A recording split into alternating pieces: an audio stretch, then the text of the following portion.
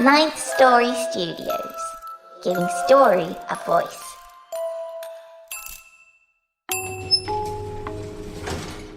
Welcome to the lift. Get ready to take a ride.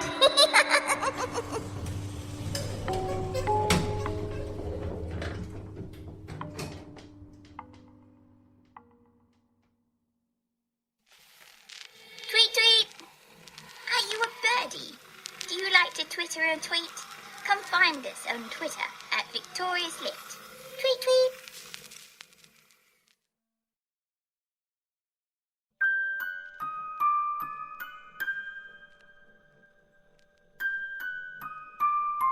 Hello, and welcome to Season 4, Episode 10 of The Lift. I'm Daniel Foytik, and I thank you for listening. We're excited to have you along for another ride with Victoria, and hope that you're all safe, healthy, and taking care of each other with kindness, and, as Victoria always urges her visitors, doing your best to choose to be your best self. It's okay to be angry. We've been through a lot. But things will get better. We're all presented with many choices these days. Stay brave, and always choose love and hope. As you'll hear in today's tale, self-centered narcissistic behavior and embracing dishonesty and deception never ends well for anyone involved. As always, before we get started today, a big thank you to those who are supporting the show. Without you, this show would not be possible. On behalf of our authors and everyone else involved in making the show, a sincere thank you for your support of this show and of independent horror fiction. If you're not already supporting the show, you can do that at patreon.com/Victoria's Lift. Thank you also to those of you who took the time to rate us 5 stars and write a short review for us on iTunes. Your ratings do help others find the show, and of course, Victoria loves getting gold stars. Victoria wanted me to remind you that our first written anthology, The Lift, 9 Stories of Transformation, is available for you to own. In fact, today's story is based on a tale from that collection.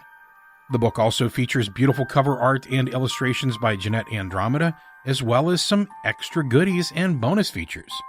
It's a fantastic collection, and we know you'll want to add all 9 stories contained within to your own building. Get yours now at victoriaslift.com/read. Today's episode features a tale written by Scarlett R. Algee and told by Sarah Ruth Thomas, who narrates and takes on the roles of every female character in the story. Aside, of course, from our girl Victoria, played as always by Amber Collins. Our tale is accompanied by a custom score written by our resident composer, Nico Vettese of We Talk of Dreams. Please, if you enjoy the story, seek out and buy Scarlett's work. It keeps her writing more. You can learn more about Scarlett and find links to her work on her bio page at victoriaslift.com. Now, let's go for a ride.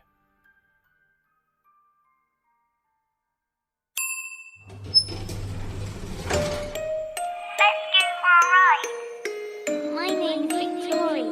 I have lost so much. My name's Victoria. I am bound to this place, charged with guiding those who must choose. Don't be afraid. I can never again be the little girl I was. Will you accept your fate or change it? I have my music box and a library lost, but I sometimes feel very alone. Won't you join me? It's time for your ride on the lift. Don't be afraid.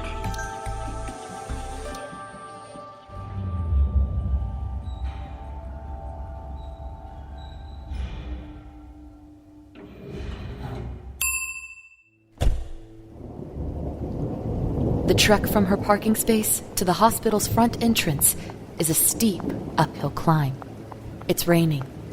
She's wearing 2-inch heels, and her husband is almost certainly on his way after her. Corinna runs. She has no choice. Not after that phone call.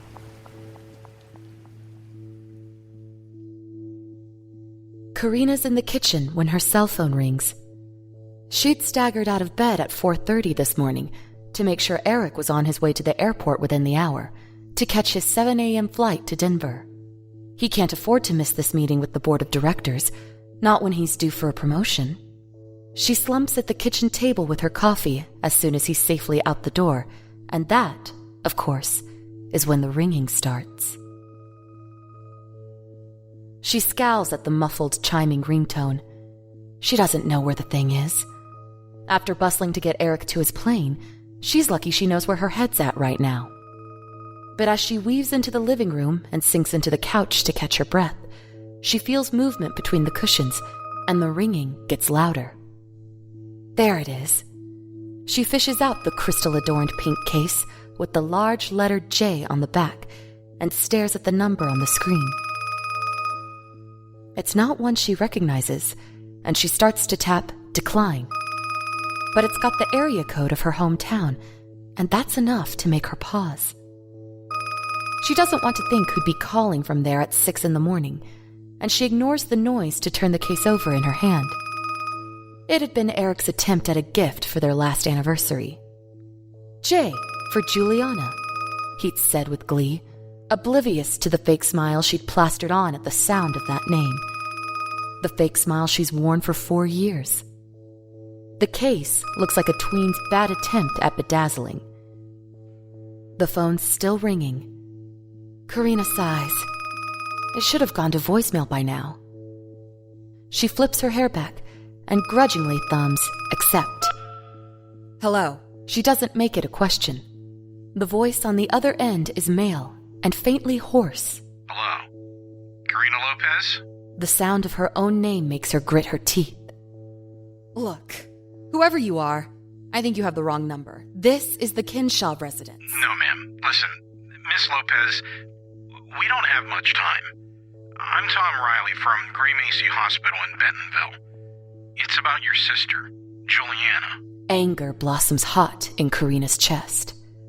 No, not now. I don't have a sister. Really? To his credit, Tom Riley doesn't sound surprised. We found your name and number on a card in her wallet, clearly labeled next of kin. Of course it would be. Corinna grabs at the couch's upholstery, digging in her nails as black encroaches on the edge of her vision. Corinna, are you sure you don't have a sister? She swallows. Her mouth is dry with the aftertaste of burnt coffee. Tell me what happened.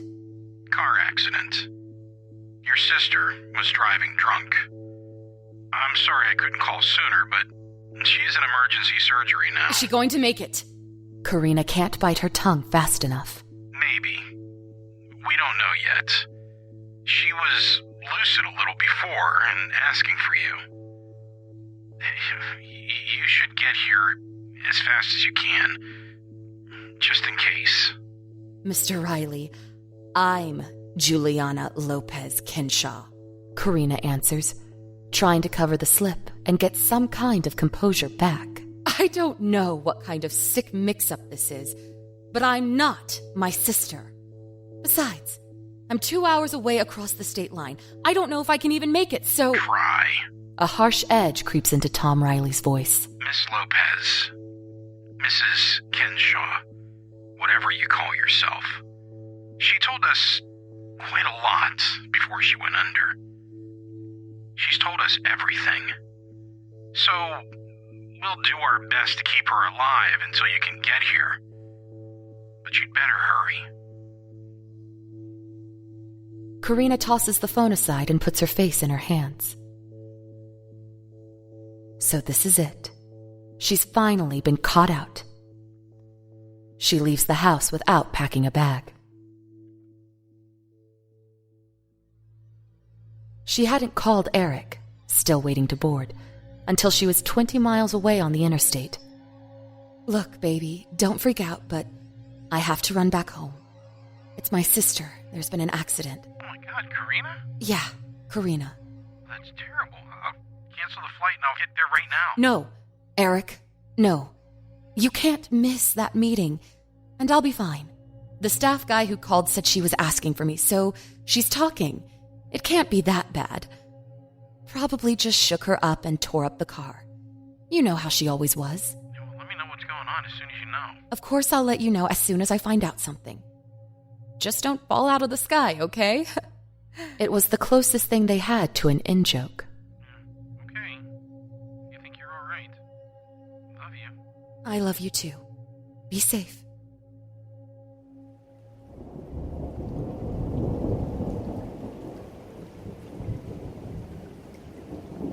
Corinna reaches the hospital entrance and stops to catch her breath.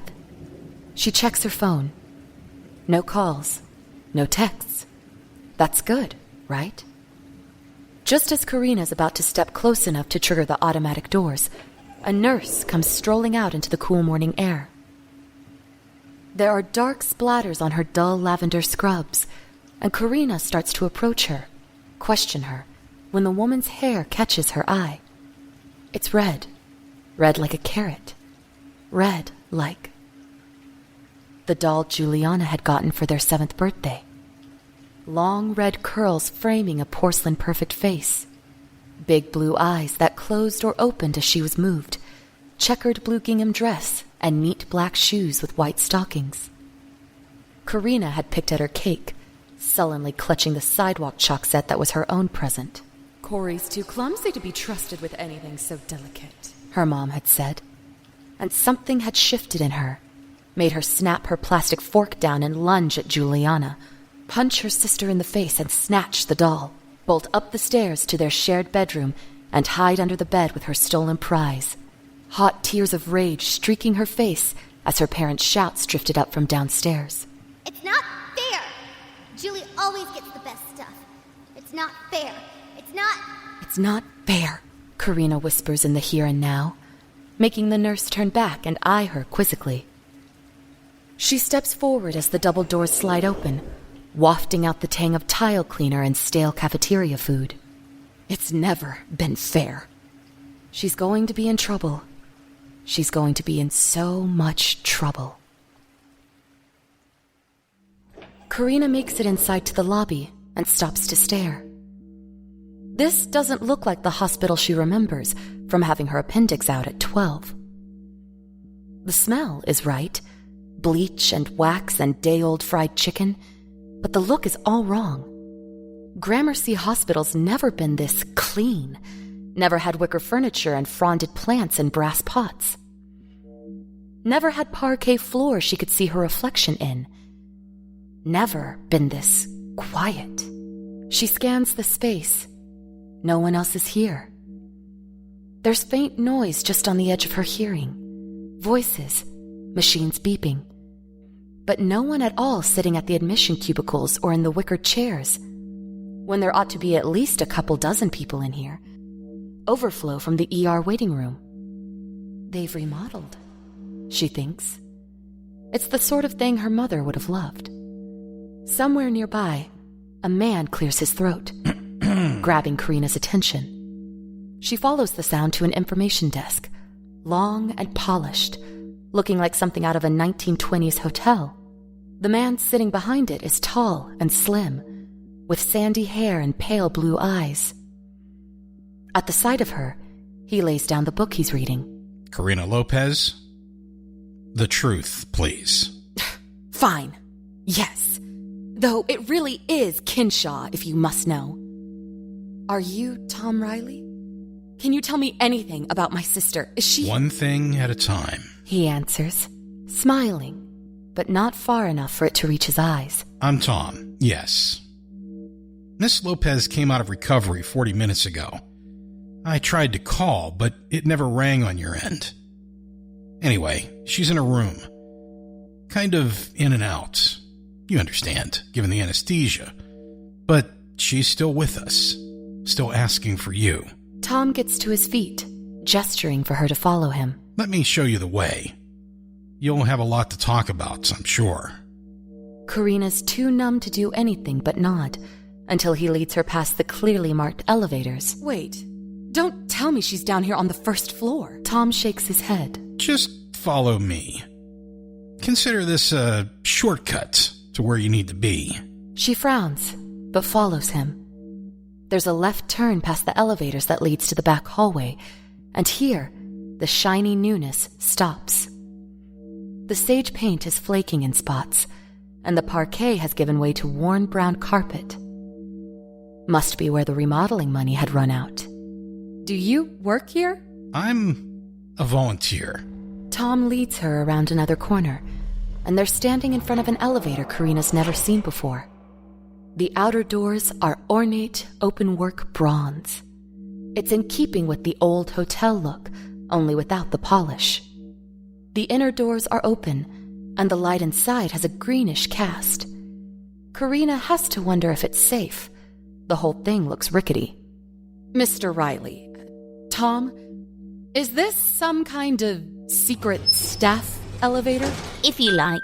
It's not Tom who answers, but a little girl, stepping out of the dim, open elevator car. She can't be more than 9 or 10, if Corinna's guessing right. The green light casts odd highlights on the child's blonde curls and gleams on her black patent shoes. Her dress, purple and frilled as if it's made to match the retro renovation, stops a bit below her knees. Tell me, you got her here. Good. Just in time, too. You got her here. What's that mean? What the hell? Excuse me. Did you say something, Mrs. Kenshaw? Corinna? May I call you Corinna? The girl executes a neat little bow. Oh, where are my manners? Call me Victoria. I'm here to take you the rest of the way. To my sister? You. What? This place lets kids volunteer now? Behind her, Tom murmurs. Victoria's not quite what she seems, Corinna. Then he adds, to the girl. Need me to come along? No, Tommy, thank you. You get back to your reading. I'll take Mrs. Kenshaw from here. Or is it Corinna? You never said. That's fine. What kind of act is this? I'm here to see my sister, damn it, not waste time. Tom walks away, back the way they'd come. It's no act, Corinna, Victoria says pleasantly, though her expression is calculating and shrewd, far older than the child she seems to be. Time works a little differently right now. You see, Juliana's been quite vocal about you. When she could be. So, I've decided you need a little time to think about some of the things you've done before you see her. Or, more importantly, before your husband sees her. Eric. Corinna's heart sinks, and she grabs for her phone. Still no messages or missed calls. Good. If he's decided to be foolish and come after her, he hasn't caught up yet. Victoria gestures for Corinna to enter the elevator. Follow me, please. She catches Corinna's skeptical look and holds out a hand. Please, I assure you the lift is perfectly safe. And besides, from what your sister says, you probably have quite a few things to reflect on. So let's not, as you say, waste time. Corinna walks grudgingly into the car, trying not to scowl again. The floor feels perfectly solid under her feet, even if there's no inspection certificate she can see. The outer doors close first, squeaking faintly. Then the inner ones, sealing her in with this weird kid and the strange green light. Look, little girl, whoever you are, about Juliana. We were kids, okay? She stops for a moment, because the light's intensified, and she's just realized that Victoria is the source of the light, or something she's holding is. It's a wooden box of some kind, one Corinna hadn't noticed before. What's that? My music box. Victoria opens the lid a little, and the green light becomes a glow briefly, before an unfamiliar tune begins to play. She closes the lid, and the music softens, but doesn't stop. But I believe you were trying to say something. Yeah, about Juliana. Look, whatever she's told you, I know I wasn't always the kindest sister. But it's hard being twins, you know? And anyway, kids are mean. Victoria's lips thin as she studies the elevator's buttons, and a spasm of something crosses her face for just an instant before her expression resumes porcelain smoothness. Yes, I know. But you didn't let it stop there, did you? 7th floor. She says the last two words almost absently, pushing a button. The car jolts and begins to move. Wait, What do you mean, 7th floor? This hospital doesn't have a 7th floor. Victoria gives her a long look. For you it does. She leans against the side of the car, watching the panel light up as they climb floors, slender arms crossed protectively over her music box. The 5 lights up. Then the 6. Almost there. Tell me, Corinna, do you remember the butterflies? Of course, Corinna remembers the damned butterflies. She'd laughed about it to herself for weeks just because it had been so simple. 5th grade. They'd been 10, not yet 11, and the 6-week science project for their class had been collecting insects on foam board and labeling them correctly. Their teacher, Mrs. Wallace, had been clear about the rules.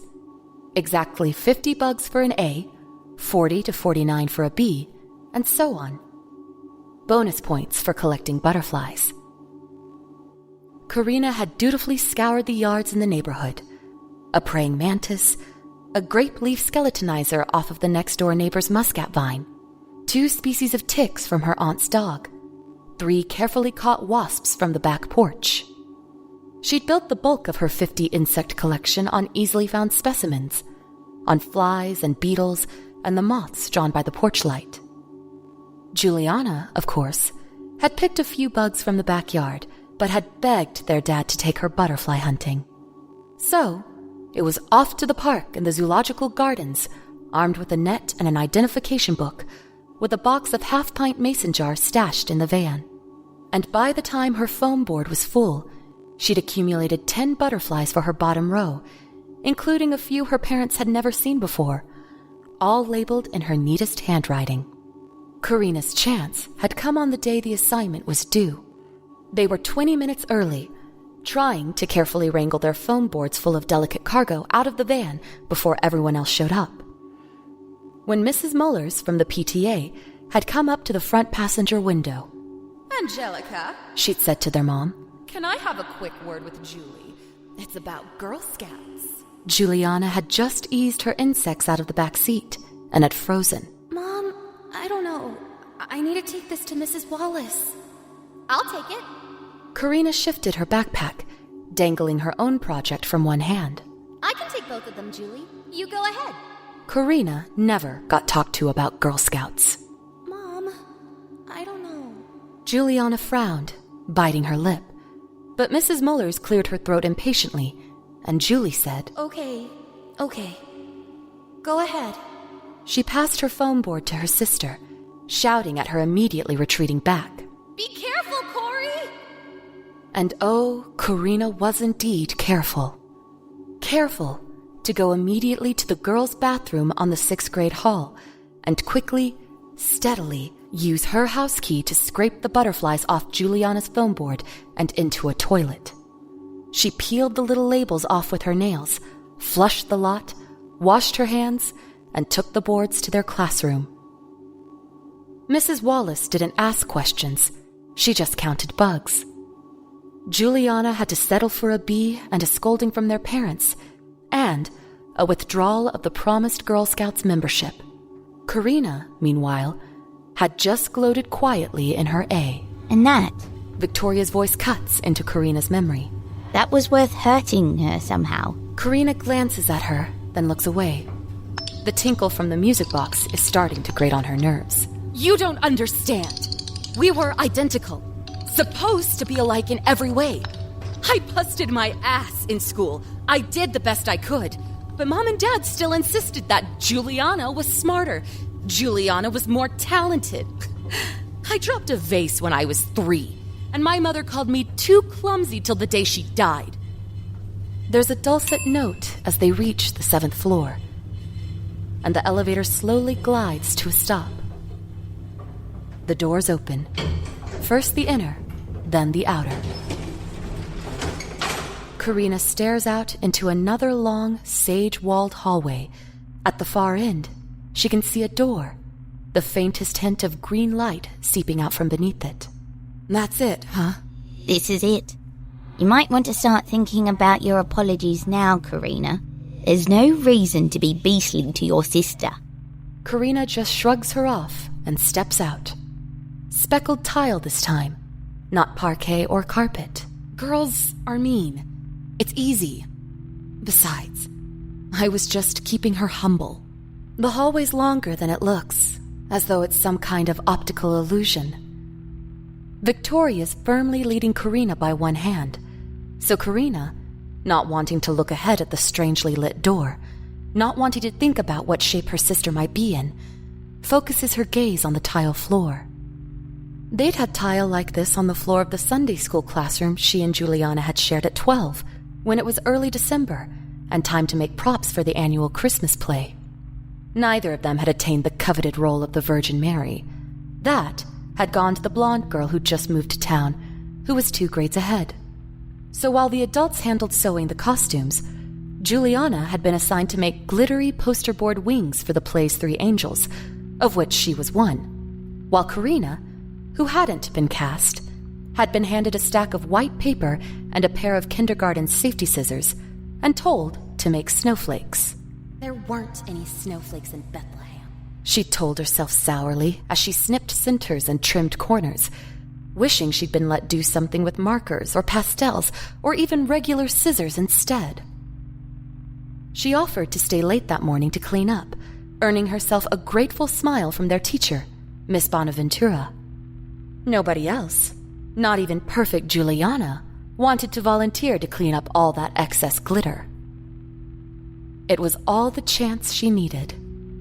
The class agreed to meet the next Saturday to make sure they had everything they needed before Sunday night's rehearsal. Corinna had arrived on her bike a few minutes ahead of her sister and had just settled into an empty classroom with some fresh poster board when Juliana burst in. Corinna! We can't find my wings! Where are my wings? Corinna just bent over her work, laying down carefully constructed swirls of glue, then applying glitter. Do I look like I've seen your stupid wings? I got stuck making snowflakes like a baby. I know you've seen them! I know you! Juliana grabbed the back of her chair and shook it hard. What did you do with my wings? It was almost a wail. Corinna sighed theatrically and shoved her chair back, pushing Juliana out of the way. Okay. I saw your stupid angel wings. I threw them away last Sunday when I was cleaning up. Threw them away? Juliana squeaked, then lunged to get a handful of Corinna's hair, but her sister dodged her and pushed her away. Corey, damn it! I worked hard on those... God! She clapped a hand over her mouth, realizing she'd just sworn in a church building. Corinna laughed and scooted her chair back up to the table. Sis, really? I did you a favor. Yours were crap anyway. Corinna flipped her hair back and bent to her work again. I can make better ones. And did you? Corinna stops to catch her breath. How long is this hallway? The creepy room doesn't look any closer, but when she glances back, she can't see the elevator. They got used. What can I say? Victoria gives her a hard, sidelong look. For an intelligent woman, you've been awfully petty. Corinna shrugs. It's gotten me what I wanted. That makes it worthwhile. How much farther, anyway? Am I seeing my sister today? Victoria shrugs too, mirroring her motion delicately.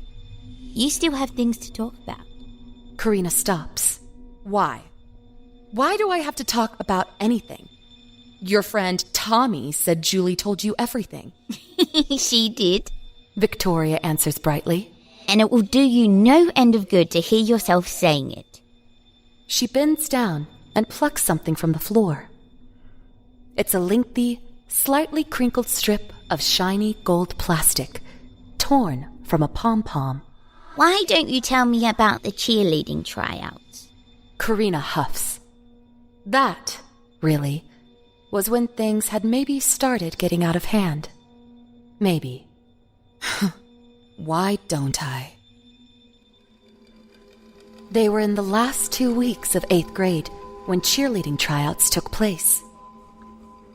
Corinna was scheduled for 1 week, Juliana the next. The girls who got selected would make the team for their first year of high school. And the teenage prestige that came with being on the roster rivaled that saved for the football team. But there was no prestige when Corinna fell off the top of a 3-person pyramid and broke her ankle. There was just going to the ER for a cast and then going home to sulk. They were both up past their bedtime that night. Corinna scribbled half-heartedly at her take-home American history exam, while Juliana giggled over her phone as she texted her friends about the upcoming week of tryouts. This is gonna be great. Seriously. Corinna looked up from her notebook to glare first at her cast, then at her sister. We've done everything together, and now you're trying out for cheer without me? Juliana put the phone down and rolled her eyes. Come on, Corey. You had an accident. I'm sorry it happened, and yeah, I'd rather be on the squad with you. But am I just supposed to put the rest of my life on hold now? We're about to be in high school. Then we're going to college. At some point, you've got to get out of my shadow. She thinks I'm holding her back, Corinna realized, and it stung. She levered herself off the bed, wincing when her cast bumped the floor, and dragged herself across the room to Juliana's bed. She reached up and grabbed her sister's pajama bottoms, yanking, hearing pajamas and panties rip as she pulled Juliana onto the carpet. Maybe you want to be in my shadow for once, huh? Juliana's head bounced off the floor. Ow! Corey! What's wrong with you? You are! Do you know what it's been like spending my entire life hearing I'm not as good as you? Corey, that's not true! The hell it's not! Corinna's hands curled into fists, and she slammed one into Juliana's shoulder. The soft, wet snap of bone seemed too loud. Bitch! That did it. Footsteps stomped up the stairs, and their mother slammed the door open, snarling. What is going on in here? The twins looked at each other and started to get up slowly. We were just Corinna began lamely. tickle fighting. Juliana finished. One of you's got a broken ankle and you're tickle fighting? Angelica Lopez scoffed at her daughters as they retreated to their respective beds, Juliana doing her best not to rub her collarbone. What's wrong with you two? Finish your damned homework and go the hell to bed. She disappeared with another slam of the door. Corinna reached down for her notebook, which had fallen on the floor. Juliana fiddled with her phone, one hand to her shoulder, sniffling. After a moment, she threw the phone down, rolled away from Corinna to face the nearest wall, and yelped as she immediately regretted it. If I can't be on the cheer squad, neither will you. Juliana was silent for about 10 seconds. Then, she sniffed loudly. I hate you. Corinna just giggled and turned back to her history textbook. I know. So, there's your story, Corinna says sullenly. Though, truth be told, she still laughs inwardly at the memory of the next morning. How Juliana had pretended to be fine until she'd had to pick up her backpack. The screams she'd let out had been worth a few weeks of grounding. Do you want to hear more? Since it seems I'm trapped here all day. Trapped? Is that what you think? I'm offering you a chance to reflect, so you can do better. Think of it as a second chance, so you and your sister can make up. Because, believe me, you don't want to see the alternative. This doesn't even sound weird anymore. None of it. Not the odd little girl, not the spooky elevator, not even the gently glowing music box that's still playing softly. Corinna sighs. We got separate bedrooms after that. Locks on the doors. Didn't give me a chance to do much. For the first time in years, she realizes, she can hear regret in her own voice. Although... You're volunteering another story. That's a good sign. Victoria smiles encouragingly, and when Corinna falls silent, the girl prompts. Although... Yeah. Suddenly, the door at the end of the hall seems closer, and Corinna shivers. There was that one thing at the end of high school. Weird, Corinna reflected, that her mother had to send her upstairs to fetch out her sister. Usually she was the oversleeping one, and Juliana was up by daybreak. Shrugging, She shouldered the bedroom door open without knocking. Hey, lazy ass, come on! We're gonna be late! Juliana lay still tangled in the sheets, making a pained noise. Corey, I need your help. My help? You! You must be kidding. What's wrong with you? I need you to pretend to be me. To take my trig test. Juliana lifted her head enough to see Corinna's incredulous look, then let it flop back. Don't look at me like that. I know we've never switched on our teachers before, but I can't go. I've started. You know. Corey, I took 6 ibuprofen overnight and I'm still cramping. I had to crawl to the bathroom. Corinna wrinkled her nose. Jeez, Julie. Can't you just ask Mom for a hot water bottle or something? She opened the closet door and started picking through her sister's clothes. I mean, okay. You'd have to miss the first 2 classes or something, but you'd be all right by exam time. That requires moving.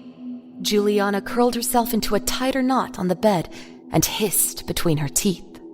And I'm not going to ask Mom to write a note to the principal telling him I missed class because of my stupid period. Everybody'd know. She tried to sit up and failed miserably, clutching at her lower belly. It's just a math test, okay? Even you can handle a math test. Oh, low blow. Corinna plucked a gray blouse from its hanger and turned to glare at her sister. Okay, say I do this. I change into your clothes after gym and go into your trig section and take your exam. What do I get out of it? Juliana writhed for a silent few seconds, then grated out. I'll take your English exam next week. I know I can ace that. Corinna studied her, chewing her lower lip. The English exam was technically the final for her section. Mr. Petrelli was leaving before the end of the school year, some health issue or other. But she wasn't sure Juliana was aware of all the details. There's the essay that's due first. Juliana turned over, burying her face in her pillow. Subject? Something about Shakespeare? I don't have it all planned. I just have some notes down. Juliana swore into the pillow. Fine. I can't get out of bed, and I can't be valedictorian without an A on that math test. And for that, I need you. So exam, essay, which is it? Corinna turned back to the closet and found the skirt that matched the blouse. Both. She watched her sister start to protest and cut her off. Oh no! You want to be valedictorian, right? And you want my help? You have to pay for it. Then what happened? Don't you know all of this? I bombed, of course. Not entirely on purpose, either. We were in 2 different sections of the same trigonometry class. How was I supposed to know her teacher was 3 chapters ahead of mine? Corinna grins nervously. All right, fine. We had the same damned textbook. I knew Julie worked ahead. I could have kept up and done better. But hey, my grades were good too. Bumping Juliana out of the top spot was just putting myself in it. Victoria says nothing, but her gaze is positively withering. Corinna shivers and looks away. I finally surpassed her, after all those years of trying. And it should have been enough, but it wasn't. It still wasn't. Victoria's music box isn't so much playing now as leaking notes at intervals. A soft, distorted dirge. Apparently not, because you could have let it end there, Corinna, and you didn't. You could have stopped this at any time. There's this little thing called honesty. She takes the woman's hand, tugging her further down the hall toward the room at the end. The green light is leaking out all around the door now.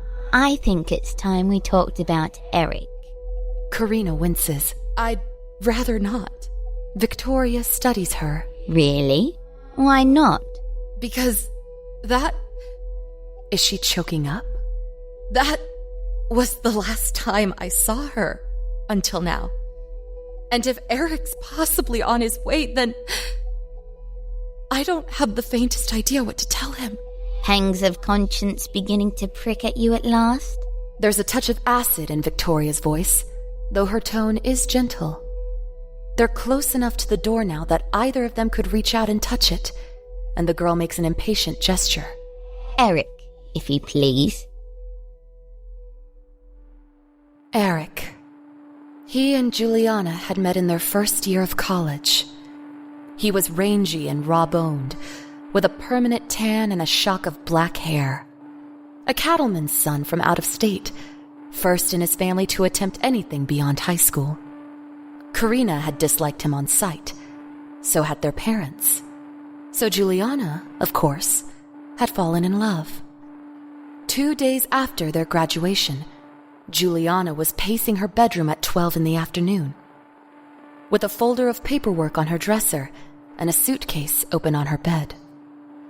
She turned to Corinna, who was leaning in the doorway, watching with a smirk, and asked, Is Dad still asleep? "It's Dad. He's drunk. He'll sleep till dinner. Mom won't be home from her garden club thing till 4. She picked up the folder and glanced through the contents. Driver's license, social security card, birth certificate, passport. So, you're really going through with this, huh? I just need to get a few things packed. Not much. Juliana sat on the edge of her bed and twisted the engagement ring on her finger, the one she'd hidden from her parents. I can't wait for them to approve, Corey. It has to be now. We have to be in Toledo before Monday so Eric can start his new job. Her twin laughed at that. I still can't believe you turned a cowboy into a marketing genius. But Corinna caught her sister's hand, staring at her fingers. Good God, you're shaking. I'm so nervous. I don't know what to pack. I can't concentrate. Hey, chill. Corinna got up and opened the closet door. Look, you need a Valium? Mom left her purse. Yeah, that would be great. Juliana put her face in her hands for a moment, breathing deeply.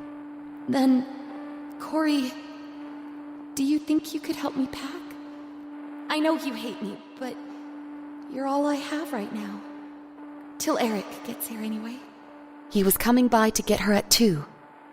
Corinna forced a smile out of her scowl. I don't hate you, dumbass. You just piss me off all the time. It's what sisters are for. Hold tight. Corinna found the Valium in her mom's purse, right enough, but when she reached in to replace the bottle, she encountered another. Curious, she pulled it out. Ambien. Perfect. She shook out 2. When she returned to the room with the Valium in one hand and a glass of orange juice in the other, Juliana was sitting on the bed again, twisting her hands together, but at least she'd made a little progress. There were 3 shirts and 2 pairs of jeans in the suitcase. What took you so long? And you know I hate orange juice. Corinna shrugged. The tap water looked rusty. Besides, I had to get the vodka from the liquor cabinet, and Dad kept mumbling like he was waking up. I had to be careful. Juliana looked up with her mouth full of orange juice. She'd already swallowed the Valium. Vodka? You put vodka in this? Just a teaspoon, Julie. Don't have a fit. Putting the bottle back was the hard part. No, actually. Crushing the Ambien had been the hard part. The makeshift screwdriver was just an attempt to mask the taste. Go on, drink your juice. The vitamin C is good for stress. Corinna moved back to the closet, picking up clothes with no objection from her sister. Thinking I hate you. So what? Cowboy's gonna drive up in his farm truck and you're gonna climb out the window? That got an actual laugh from Juliana. Oh, God, no. I don't want to break anything else. She gave Corinna a meaningful look, set the empty glass on the dresser, and came to lean over her sister's shoulder. Grab my black pumps, would you? I'm not wasting space with too many shoes. I'll just take those and what I have on. Oh, and get that black tank top with the floral print, too. Corinna just did as she was told. Put those in the suitcase and let me grab socks. You'll need socks.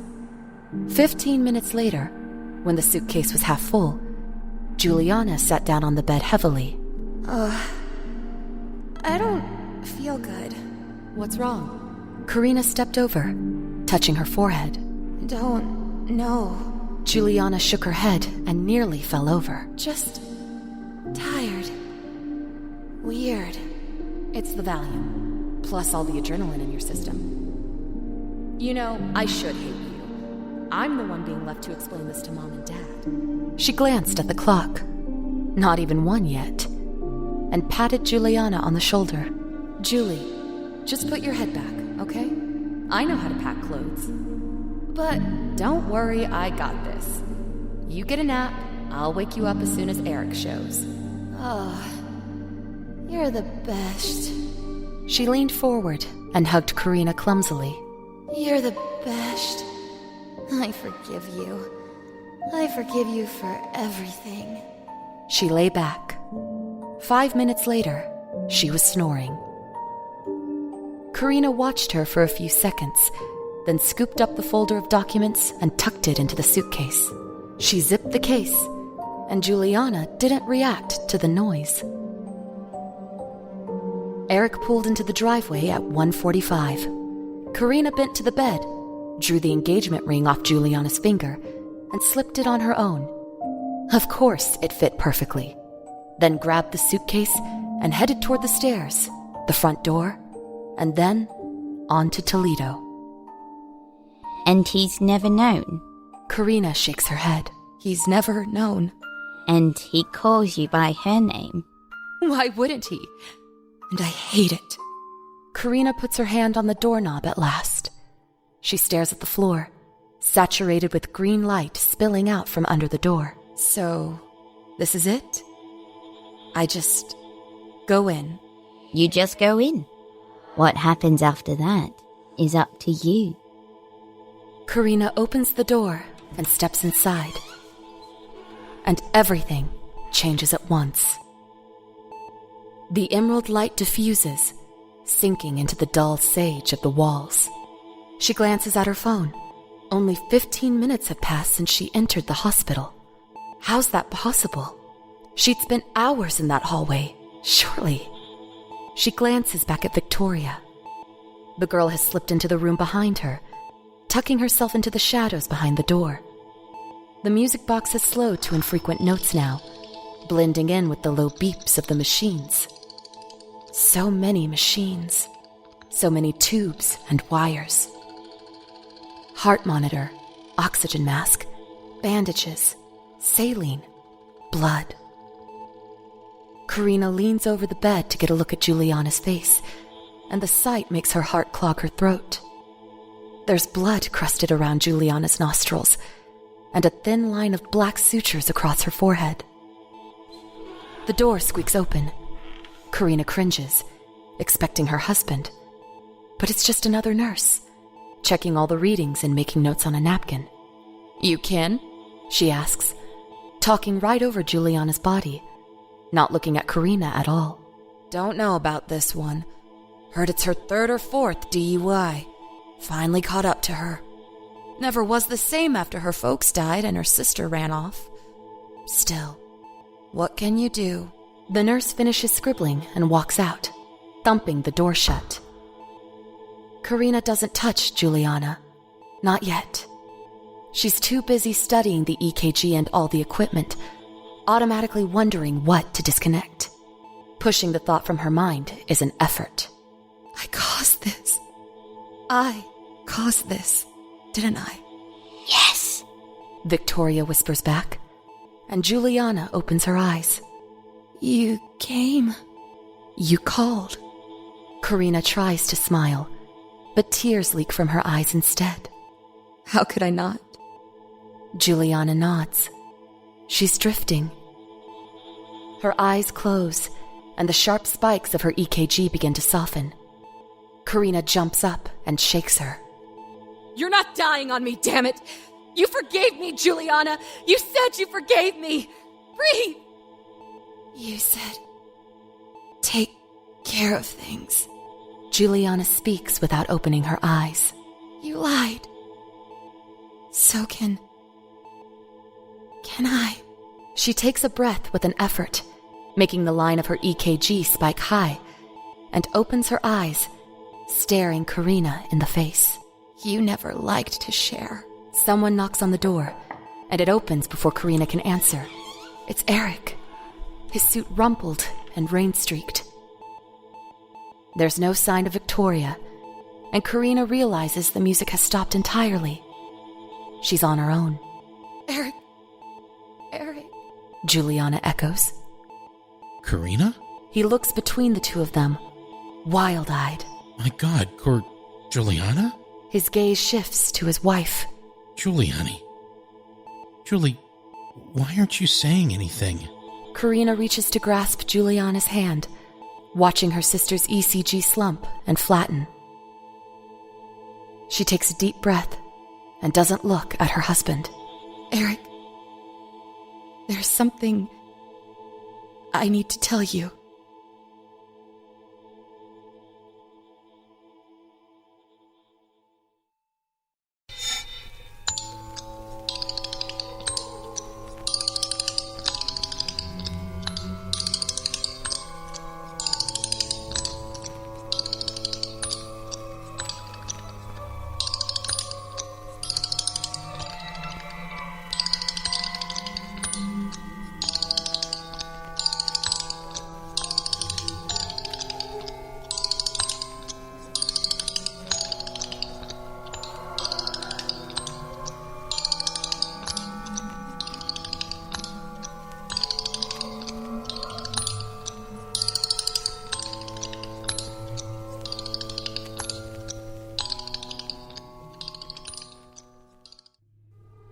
Like me and my lift?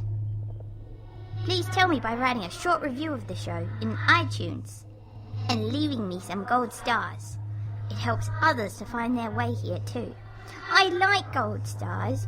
Can I have lots? Pretty please? Leave me stars and reviews at itunes.victoriaslift.com.